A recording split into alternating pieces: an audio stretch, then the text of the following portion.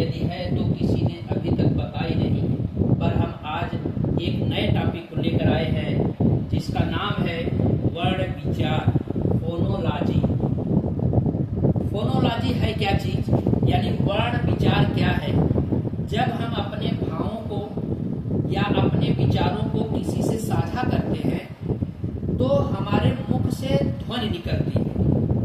उस ध्वनि का हम कैसे लिखित रूप धारण करें, उस ध्वनि को कैसे हम शब्दों में लिपिबद्ध करें, उसके लिए हम एक निश्चित हिंदी के संकेतक दिए गए होते हैं। तो ध्वनि का जो सबसे छोटी इकाई होती है, ध्वनि की जो सबसे छोटी इकाई होती है, उसी को हम जब लिपिबद्ध करते हैं तो वही लिपिबद्ध किया हुआ जो संकेत होता है, उसी संकेत को हम वर्ण कहते हैं। अतः इस वर्ण से भी छोटा और कोई संकेतक नहीं हो सकता। जैसे वर्ण की परिभाषा हमने बताई है कि भाषा की सबसे छोटी इकाई जिसके और खंड नहीं किए जा सकते वर्ण कहलाती है। जैसे अ, ई, उ, क, ग, म, आ। इसके विषय में हम ये कह सकते हैं कि सबसे छोटी ध्वनि का लिखित रूप वर्ण होता है। यानी जो सबसे छोटी ध्वनि होती है, अगर हम उसको लिपिबद्ध करें, लिखें, तो उसी को हम वर्ण कहते हैं। वर्णों का सार्थक संयोग, यानी एक ऐसा संयोग, वर्णों को ऐसे जोड़े कि जिसका एक मीनिंगफुल शब्द बने, अर्थ निकले, तो उसी को हम सार्थक संयोग कहते हैं। सार्थक संयोग शब्द होता है। शब्द की चर्चा हम लोग आगे विस्तृत करेंगे। तो इन वर्णों का अगर हम एक समूह बनाएं, एक चरणबद्ध तरीके से, एक निश्चित आर्डर में एक समूह बनाया गया है हमारे हिंदी वर्णमाला में, तो उसको हम वर्णमाला कहते हैं। वर्णमाला, इसका देख रहे हैं वर्ण प्लस माला। वर्णमाला से ध्यान आ रहा है कि बचपन में हमको यह वर्णमाला बहुत परेशान करती है और सीखना पड़ता है, सताती है।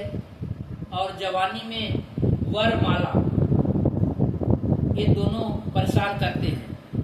तो आज हम लोग, हमारे वीडियो बनाने का एक मकसद ये है कि वर्णमाला हमारी इस तरह से तैयार हो जाए कि ये आजीवन भूले न, ये परेशान न करे। इसलिए वर्णमाला की परिभाषा हमने बनाई है कि वर्णों का एक निश्चित व क्रमबद्ध समूह वर्णमाला कहलाता है। यानी जो जितने भी वर्ण हैं उनका एक निश्चित क्रम है और उनका एक समूह है, क्रमबद्ध समूह जो होता है वही वर्णमाला कहलाता है। दोस्तों, आपसे सवाल पूछा जाता है कि हिंदी वर्णमाला किस लिपि में लिखी गई है, तो यहाँ पे यह जानना बहुत आवश्यक है। ये अक्सर प्रश्न पूछा जाता है हमारे यहाँ कि हिंदी वर्णमाला देवनागरी लिपि में लिखी गई है। इसके मुख्य 3 भाग होते हैं। पहला है स्वर, दूसरा है अयोगवाह, तीसरा है व्यंजन। यानी कहने का मतलब ये पूरी वर्णमाला स्वर, अयोगवाह और व्यंजन में ही बटी हुई है। यानी कहने का मतलब ये हुआ कि पूरे हिंदी में जो कुछ भी हम पढ़ेंगे वो यही सब रहते हैं, वहाँ पर यही स्वर, अयोगवाह और व्यंजन ही रहता है।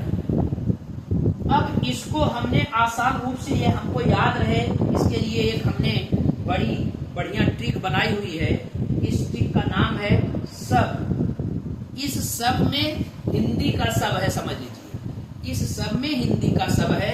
इस सब का अर्थ है, जरा देखिए, सब हमारे लिखने का मतलब है कि यह जो आप 3 भाग इसके लिखे हैं, यानी स मीन्स स्वर, यस मीन्स स्वर और ए मीन्स अयोग, वाह और बी मीन्स व्यंजन। यानी स्वर, अयोग, वाह और व्यंजन। स्वर, अयोग, वाह और व्यंजन, इसी का सम्मिलित रूप पूरा वर्णमाला में ये 3 रूपों में ये वर्ण हमको वहां पे वर्णमाला में प्रदर्शित मिले।